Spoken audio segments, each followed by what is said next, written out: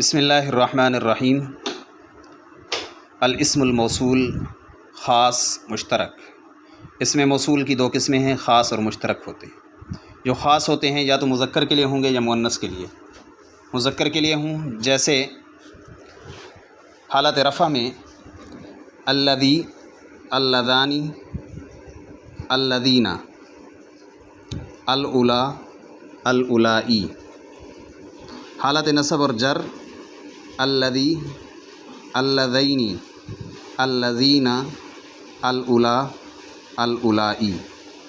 اس میں صرف اللذانی اور اللذینی یہ تبدیلی ہوئی ہے۔ مؤنث رفع کی حالت میں جیسے اللتی، اللتانی، اللواتی، اللائی، اللاتی۔ نصب اور جر کی حالت میں اللتی، اللتینی، اللواتی، اللائی، اللاتی۔